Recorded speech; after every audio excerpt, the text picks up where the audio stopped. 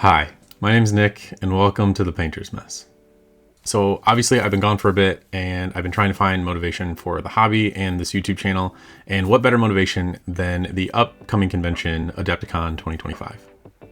Now, I wasn't sure I was going to attend this year with all the changes in my life since returning from my deployment, but as they opened up registration, I was in my group chat with all of my friends from my local game store, and they were all talking about what events they were signing up for and all of that, and at the time I was available to be online to grab some events. So I did end up signing up, and mostly just signing up for the Horus Heresy events on, I want to say, Thursday and Friday. So I will be attending Adepticon 2025 with my Death Guard, which hopefully by the time Adepticon comes around, will be at least my 3,000 points will be painted fully for the games. So if you're a consumer of this content, I want to first and foremost say thank you so much for all the kind words for my last video about motivation and content creation. It truly does mean a lot to me, so thank you so much. And if you do see me at Adepticon, if you're attending, please come say hi. I think that would make like my life to be somewhat to be somewhat picked out in a crowd, be like, hey, this dude might be making some good content here in the future, or maybe he's an upcoming content creator. So if you are a consumer of this content, please come say hello. I would love to discuss your armies, see what you painted, see if you're attending any of what events you're attending, any classes, and maybe like if you're submitting for Golden Demon or Resin Beast or something like that. So please, if you do see me, come say hi. I would love to talk to you. So let's get into today's topic, and it's about the destroyed Zone Mortalis terrain that GW is going to release here in the next week or two. Let's go make a mess. So back in January at LVO, GW and Warhammer released a preview of some Necromunda sculpts that I believe are the Ashen Waste or the Ash Wasteland, something of the sort. But at the bottom of that preview is a small snip of some destroyed Zone Mortalis terrain. Now, after some further investigation, that terrain has been available for a while, as well as like the primary Zone Mortalis terrain. But that one specifically caught my eye, and I didn't actually know that it was available. And what it came out to be as they did their Saturday preview of what's available next week to pre-order is it's a box set of 3 of those little sets. So you can do a full Zone Mortalis table full of the broken up terrain. And that really excited me, and that is what this video is about. Now, my current playgroup has some MDF Zone Mortalis terrain, and I love when they bring it to play a different kind of way to play Horus Heresy. It's really fun to play Zone Mortalis, and that is actually one of the events I will be doing at Adepticon. It's a 1,500 point Zone Mortalis event, and I'm really excited because I believe it's like an apocalypse game, so it's everybody's just bringing 1,500 points of one army, and then it's going to be some large apocalypse game. So everybody's just kind of on this giant spaceship fighting for whatever the mission objective is, fighting for their lives, and I think it's going to be a really good time, and that's one of the things I'm really excited about. Now, I would love to one day have a full table's worth of the official Zone Mortalis set, specifically the destroyed Zone Mortalis walls and bulkheads. And I'm looking at you, GW. Please support small content creators that have less than 1,000 following and provide them free terrain, please. Because I feel that it tells a better story than the original Zone Mortalis set. And what I mean by that is, for Zone Mortalis, at least in my mind, it's boarding actions. It's one legion going onto a ship or like a battleship of another legion, either trying to wipe them out or destroy some kind of reactor or destroy some kind of piece of equipment, or maybe stealing something from them under their nose, something to create turmoil and distress on from one legion to another. So to me, the destroyed version of the Zone Mortalis set actually tells a better story. Now, current situation as it is, I do not have the ability to make a purchase of that scale to buy 2 boxes of this 3-pack of terrain set, so I could build my own table, but I really do want to purchase it in the future. So hopefully it doesn't go out of stock. I don't think it will right away because not everybody buys Zone Mortalis terrain, but I hope that one day soon I can put in an order for it, and if not, hopefully I can get it online secondhand or something like that. And yeah, hopefully I can get that. But in the interim, I have painted up some terrain in the same theme of what was portrayed on the little picture from the newsletter or from the LVO story. No, not story. That's not the right word. Preview. So I painted up some, I want to say it's the Mechanicum Factorum terrain, and that is what I'm going to go over today, is how I painted that in the theme of that Zone Mortalis terrain set that they're going to release here soon. So join me. Obviously this was a little long-winded, so thank you so much. Join me and let's go to the painter, the desk where we paint things. Yeah. So let me preface this and say that this is at 4 times speed just because it takes about an hour to do. So I wanted to cut it down so it's relatively consumable for you guys.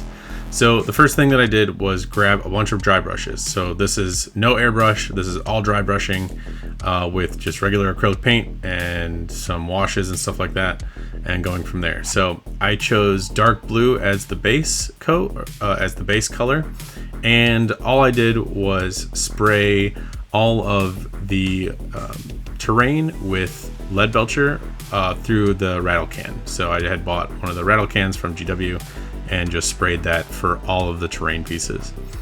So the first thing I did was I stippled on some dark blue, and I'm just putting it everywhere, all over the large panels. And this is going to be just the piece of terrain that I use with this process. The other ones I actually did end up using with the airbrush just to see if I could do it faster, which obviously I could, just because of I could spray continuously 5 pieces of terrain in the time it would take me to do what you see on the screen now. So I'm using a lot of blue, but I'm just selecting all the panels, and all I'm doing is stippling over the lead belcher areas, all those panels, just to give it that solid blue base coat. Now you don't have to be precise here. Now I do switch to a smaller brush so I can get into some of those smaller spots, but you don't actually have to be precise because a lot of it's going to get covered with a dry brush of metallic silver later on anyway. So it's actually going to cover up any of that extra spillage that you get on any of those pieces. And again, like my other video that I said, for the kill team terrain, it's terrain. It doesn't have to look perfect. It just has to have some paint on it, and it's gonna look good regardless. Now I did go over a second time just to get a little bit of opacity, but that isn't 100% necessary depending on which paint you use. If you use a thicker paint that's a little bit more, that's less transparent, like I did with the Pro Acryl, it's pretty good, but you don't have to, just because again you're going over a metallic base coat anyway, and you're gonna dry brush it metallic later. It really just depends on how you want to do it.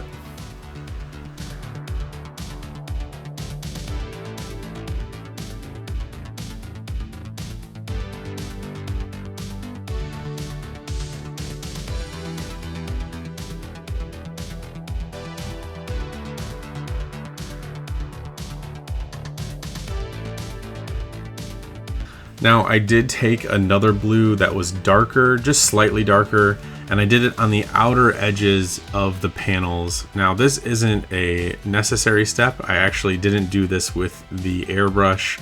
I just skipped this step completely with the airbrush, but you can do it, and it gives just a little bit more depth in the recesses, especially in the corners of the area, or the corners of the panel. And yeah, it just gives it a little bit more depth, but it does get kind of wiped away later anyway, so it's not that big of a deal. Now the next thing I did is I took a light blue and I just mixed it in with the base coat of the primary blue that I already done.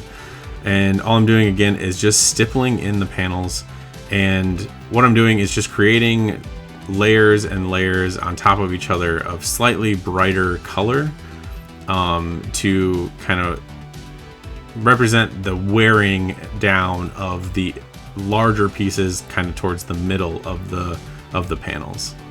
Now I will say that my brushes are relatively moist just because of the paper and the water, but they don't have to be completely.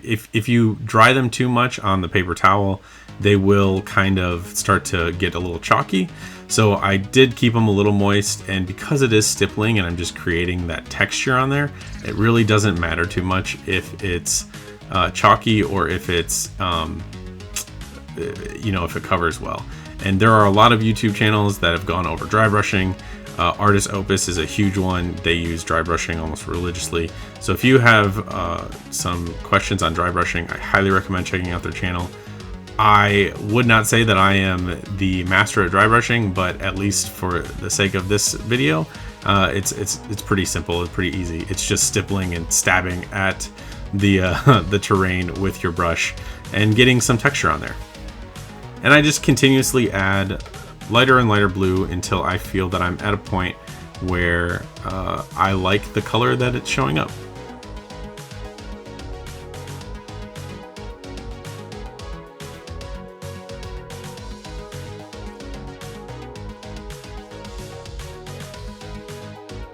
Warhammer Horse Heresy and 40k have such a long narrative, and there's always constant books coming out that fall within the Horse Heresy. I believe they just finished the Siege of Terra, but I'm sure that there's plenty of other books that are going to be coming out that represent the time frame of the Horse Heresy and all the events that took place. And then obviously you have Warhammer 40k, which is your 41st millennium, and those stories are currently being written. And obviously I don't know anything about the story other than what I've seen on YouTube, which is there's a whole lot of things. Some Primarchs are coming back. Obviously, we just heard Fulgrim was coming back. The Emperor's Children just came back, or they have a box set that just came out. And there's a whole lot of narrative.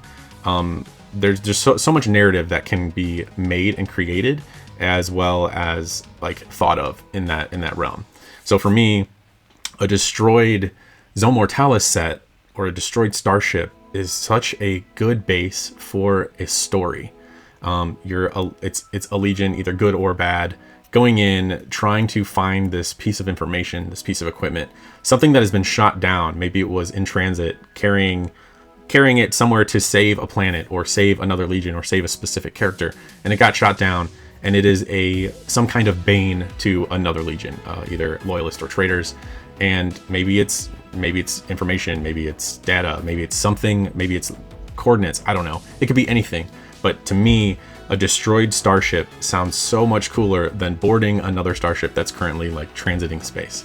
I want, like, as far as my DM, you know, my DMing coming into play is like, I want relics. I want to find something that's really cool and really valuable and provide it to the players, or in this case, the Legion, that will change the tides of fate, to change the tides of war. And that is what excites me the most about this terrain set.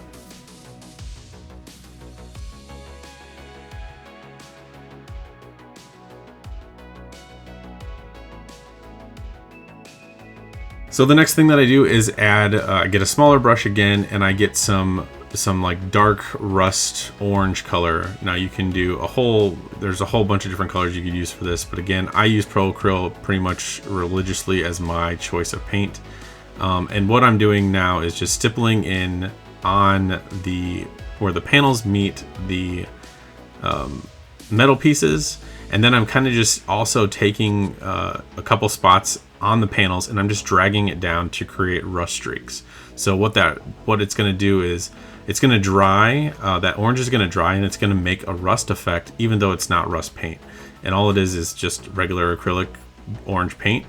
So I'm putting it, like I said, in all the panels where they meet the metal pieces, basically where water would collect and rust would form. Now obviously I'm kind of zoomed out so you can see the whole thing. You can see my palette and you can see kind of my whole table. Obviously normally I would be a little bit closer up, but there was not a really, because the piece is so large, it wasn't really necessary to do that. So you can kind of see everything that I'm doing, and sorry that it's kind of at an awkward angle at some points, but realistically, like, it's terrain, it's relatively quick, just enjoy the process.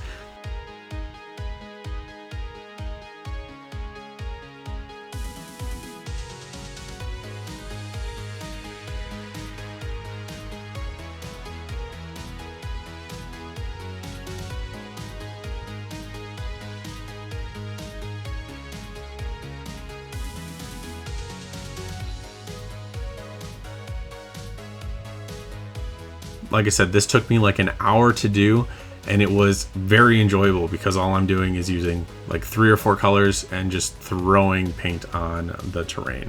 realistically, yeah, those three colors are all you're gonna need: a blue, a lighter blue, a dark blue, a lighter blue, and some rust, if that's the kind of look you're going for. And by rust, I mean orange.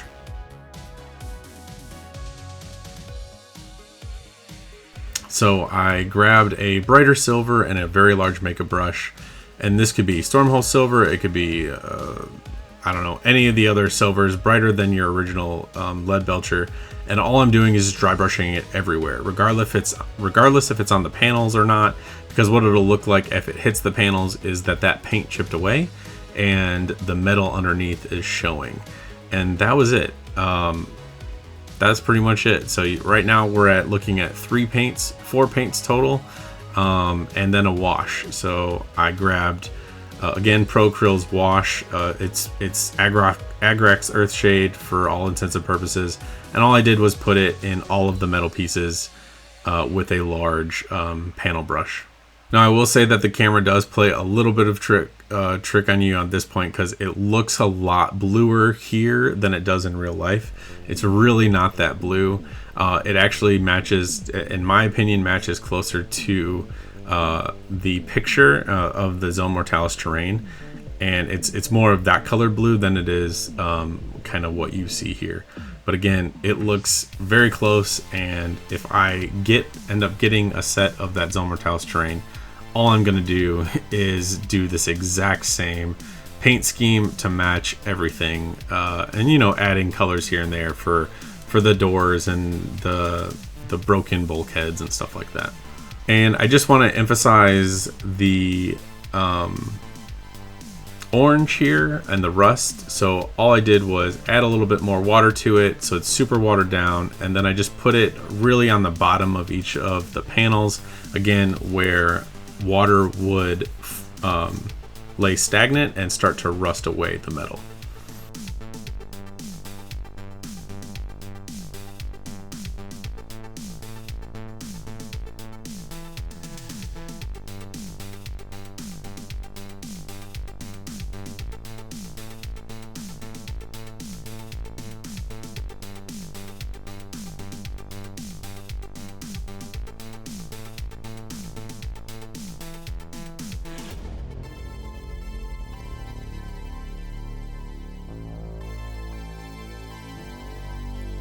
And here are the final results. So if you made it this far in the video, thank you so much for watching. I hope you found some kind of insight from this little tutorial, and if you do end up picking up a set of the Zone Mortalis terrain, let me know in the comments down below how you plan on painting it, or if you already have a set that you're going to match it to. I would love to see it. Share it on Instagram and tag me, or at least give me your Instagram tag so I can go look it up. I really do appreciate it. Again, if you do see me at Adepticon, please come say hi. I would love to talk to you and chat about hobby and probably Horus Heresy things, because that's the kind of my biggest thing right now. Yeah, I'm pretty excited, and I hope to see you there. So again, if you like this kind of content, please share it with your friends, subscribe, likes, all of those things can help support me and this channel. And I really do appreciate all of the kind words from my last video, and I hope to be posting some more videos here soon, especially with my experience at Adepticon 2025. So again, thank you so much. I hope you have a wonderful day. I hope you have a great con, and I will see you in the next video. But until then, go make a mess.